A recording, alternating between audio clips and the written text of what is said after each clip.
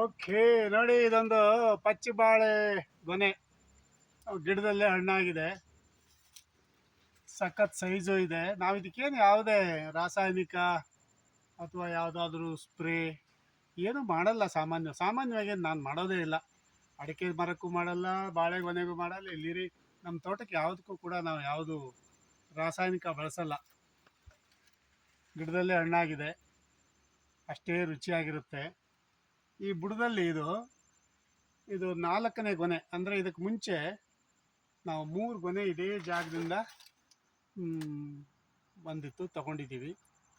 ಇದು ಈಗ ಬಂದಿದೆ, ಕಟ್ ಮಾಡಿ ತೆಗಿತೀನಿ.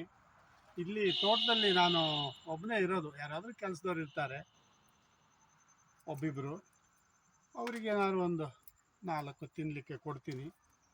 ಬಾಕಿ ಇದನ್ನು ನಮ್ಮ ತೋಟಕ್ಕೆ ಅಟ್ಯಾಚ್ ಆಗಿ ಕಾಡು ಇರೋದು. ನಮ್ಮ ತೋಟದಲ್ಲಿ ಇರೋ ಇದೊಂದೇ ಅಂತಲ್ಲ, ಬೇರೆ ಬೇರೆ ಹಣ್ಣುಗಳು, ಬಾಳೆಗೊನೆ ಇವನ್ನೆಲ್ಲ ಅಲ್ಲಿ ಕಾಡಲ್ಲಿ ತಗೊಂಡೋಗಿ ಪ್ರಾಣಿ ಪಕ್ಷಿಗಳಿಗೆ ಇಟ್ಬಿಡ್ತೀನಿ. ಮೊದಲಿಂದ ಇದೊಂದು ಹವ್ಯಾಸ. ಯಾಕೆಂದರೆ ನನ್ನ ಹತ್ರ ಅದು ಭಾಳ ಜಾಸ್ತಿ ಏನಿಲ್ಲ. ಇದನ್ನು ಮಾರ್ಕೊಂಡ್ರೆ ಏನು 500-1000 ರೂಪಾಯಿ ಗಟ್ಟಲೆ, ಸಾವಿರಾರು ರೂಪಾಯಿ ಏನು ಇದರಲ್ಲಿ ನಮಗೆ ಸಿಗೋದು ಇಲ್ಲ.